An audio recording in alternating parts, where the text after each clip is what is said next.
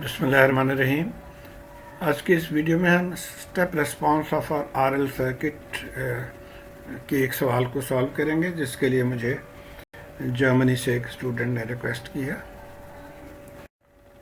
तो ये circuit given है, जिसको हम रीड्रॉ इस तरह से कर सकते हैं कि 3 रेजिस्टेंस है और ये इंडक्टेंस है और ये स्विच है, क्लोजिंग एट t=0, ये करंट सोर्स है और ये 4 पैरामीटर्स इसमें से मालूम करने हैं। तो ये हम बारी बारी करके देखेंगे इसको। सबसे पहले तो ये कॉन्सेप्ट को हम अपना रिवाइज कर लें कि t<0 पे स्विच ओपन हो जाएगा, तो इसका मतलब ये ओपन हो गया और इसका मतलब ये हुआ कि इसमें से कोई करंट फ्लो नहीं करेगी, सिर्फ करंट इस सर्किट से फ्लो करेगी। उसके बाद आ जाता है, जो ही आपने स्विच बंद किया तो ये ट्रांजिएंट पीरियड शुरू हो गया, t0+ हम इसको कहेंगे। स्विच को हमने बंद कर दिया, उस वक्त जो है ये सर्किट होगी। इसमें अभी इंडक्टर को हम शॉर्ट नहीं करेंगे, क्योंकि ट्रांजिएंट पीरियड में इंडक्टर को हम शॉर्ट नहीं करते। तो अब इसमें से हम जो भी चीज़ मालूम करना चाहें, इसके करंट मालूम करना चाहें, वोल्टेज मालूम करना चाहें, वो करेंगे। और इसी सर्किट को आपने जहन में रखना है जब सवाल आए कि at any general time t, यानी करंट मालूम करें या voltage at any time t, तो तब भी हम इसी को जहन में रखेंगे। अच्छा, उसके बाद आता है टाइम इन्फिनिटी, t>0, उसको हम t इन्फिनिटी टाइम भी कहते हैं। अब इसमें जाके इंडक्टर शॉर्ट सर्किट बिहेव करेगा और अगर कैपेसिटर है तो ओपन सर्किट बिहेव करेगा। तो हमने इस इंडक्टर को शॉर्ट कर लिया। तो ये तीनों सर्किट्स हम डील करेंगे अभी इस सवाल में। तो और एक चीज़ और भी, हमने जो step response of RL circuit हमने ये पहले पढ़ा था, उसमें जनरल इक्वेशन या कंप्लीट रेस्पॉन्स के लिए ये फॉर्मूला डिराइव किया गया था। तो इसमें दो तीन चीज़ें अननोन हैं। एक तो I0, ये करंट हमने पता करना होगा। उसके बाद I∞, ये हमने पता करना होगा t>0। और ये टॉ है, टॉ जो है टाइम कांस्टेंट जो होता है वो L/R, और R इक्विवेलेंट और R थेवेनिन के बराबर। तो ये मालूम करेंगे हम। तो आइए पहला सवाल हम देखते हैं। पहले सवाल में उसने कहा जी IL t0+ पे मालूम करना है। तो सबसे पहले हम IL t0- को देखते हैं। तो अब ये देखिए t<0 पे ये ओपन है, इसमें से कोई करंट फ्लो नहीं कर रही है। तो इसका मतलब ये हुआ कि IL t0- जो है वो 0 हो गया। उसके बाद हमें ये भी पता है कि the inductor current does not change instantaneously, यानी जो करंट t0 पे है वही करंट t0+ पे है, जो करंट t0- पे है वही करंट t0+ पे है। अब t0- पे ये करंट 0 है, तो t0+ पे भी करंट 0 है। तो ये हमारा पहला सवाल जो है ना, उसको हमने सॉल्व कर लिया। उसका आंसर है कि करंट 0 एम्पेयर। अब सवाल का दूसरा हिस्सा है कि ILT, यानी eight any time t current कितना है। तो जैसे हमने यहाँ पे देखा कि जी ये इक्वेशन जो है इसको हमने यूज़ करना है to find current at any time t। और अब यहाँ से हमने I0 तो निकाल लिया था, हमें I∞ पहले पता करना है। तो इसलिए हमने अब इस सर्किट को हम ले रहे हैं और इसमें हम देख रहे हैं कि ये जो करंट है जिस ILT, वो एक्चुअली अब हम इसको हम कहेंगे I∞। तो अब इस करंट को हमने पता करना है। तो ये हमारे पास सर्किट है और इसमें से ये करंट आप कैसे निकालेंगे, इसके लिए हमने करंट डिवीज़न रूल का सहारा लेना है। ये करंट देखिए, इसके 2 रास्ते हैं, एक ये है और एक ये है। हमने इस करंट को, हमें इसमें इंटरेस्टेड है। तो बाय करंट डिवीज़न रूल हम ये कह सकते हैं I∞ is total current divided by total resistance. अब टोटल रेजिस्टेंस ये R1, R2, R3 मिला के, और मल्टीप्लाई बाई क्या होता है, ऑपोजिट आर्म। हमें इस आर्म में करंट मालूम करना है, तो ऑपोजिट आर्म के जो रेजिस्टेंस है उससे मल्टीप्लाई करेंगे, यानी R1 + R2 से। तो ये हमारे पास I∞ आ गया। तो अब हमारा इक्वेशन कुछ इस तरह से बन जाएगा। ये इक्वेशन है, इसको हम फॉलो कर रहे हैं। इसकी वैल्यू हमें पता है, ये भी वैल्यू पता है, तो ये लिख लेंगे। लेकिन अभी हमें टॉ नहीं पता, टॉ मालूम करना होगा। तो ये 0 था तो हम 0 पुट कर देंगे यहाँ पे I0 की जगह पे।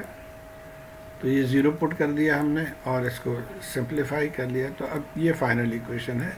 अब इसमें भी हमें I∞ की वैल्यू हम पुट कर देंगे और फिर हम ये टॉ निकालेंगे, या पहले हम टॉ निकाल लेंगे। तो टॉ क्या है, पहले ये सवाल पूछा जा रहा है कि टॉ क्या है। और जैसे मैंने बताया कि tau is L divided by R Thevenin. तो आर थेवेनिन इस सर्किट से हमें पता करना होगा। आइए अगले स्लाइड पे देखते हैं।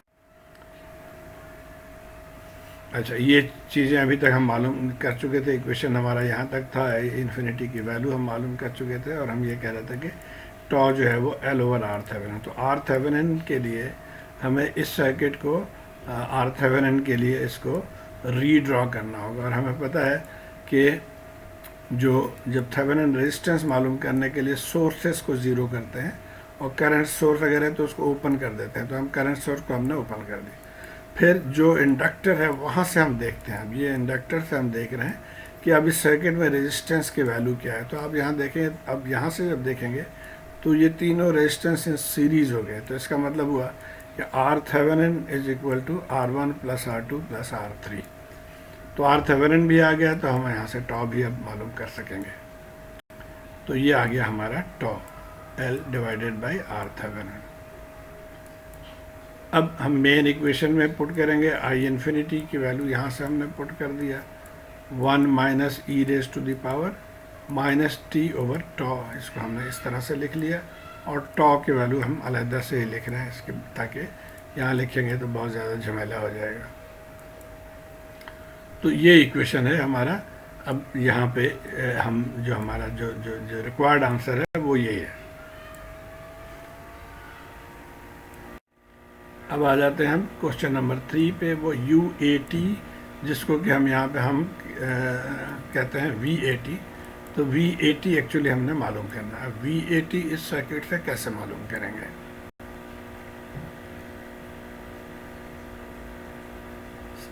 सबसे पहले हम इन दोनों पोलैरिटीज़ को मार्क कर लेते हैं।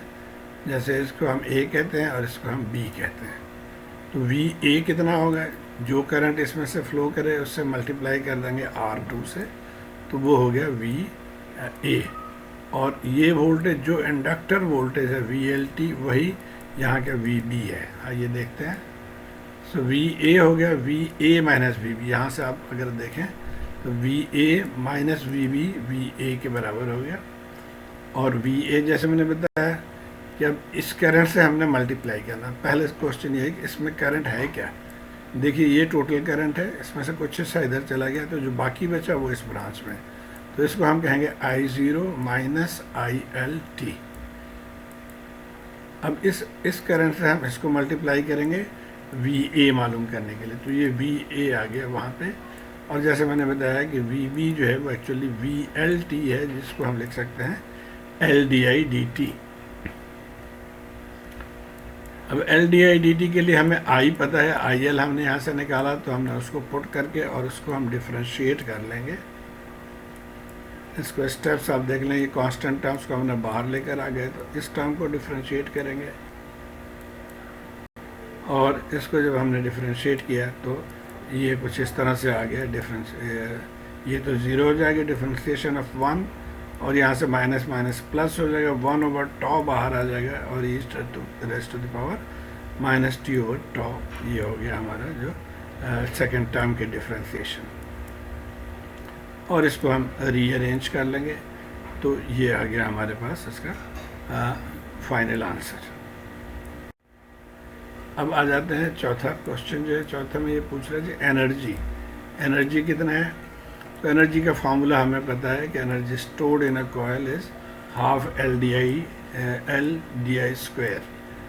तो अब ये IL हमें पता है यहाँ पे, इसको यहाँ पे हम पुट कर देंगे, तो ये हमारा इक्वेशन आ गया energy stored in the coil. पांचवा सवाल है कि energy at time t is equal to infinity. तो जो लिमिट है t is equal to infinity, हम इस पर लागू कर देंगे। सो हम ये लिख सकते हैं कि t इन्फिनिटी यानी t इन्फिनिटी ऑफ दिस यानी t infinity of this term. तो यहाँ पे अब हम t की जगह पे इन्फिनिटी सब्सटीट्यूट कर देंगे, तो ये हमने इन्फिनिटी सब्सटीट्यूट कर दिया। अब इसकी वैल्यू क्या है ये हमने कैलकुलेट करना, और इसके लिए आई एम श्योर आपने पहले पढ़ा होगा कि अगर e raise to the power infinity हो तो उसको हम लिख सकते हैं 1 over e raise to the power infinity, और anything power infinity becomes infinity, so 1 over infinity, और anything divided by infinity becomes very small और ज़ीरो। तो इसका मतलब ये हुआ कि e raise to the power infinity या e raise to the power ये जो माइनस इन्फिनिटी टर्म है ये ज़ीरो के बराबर हो जाएगा। तो ये ज़ीरो हो गया, तो ये हमारा फाइनल आंसर है। तो उम्मीद है आप इसको फॉलो कर पाए होंगे। शुक्रिया।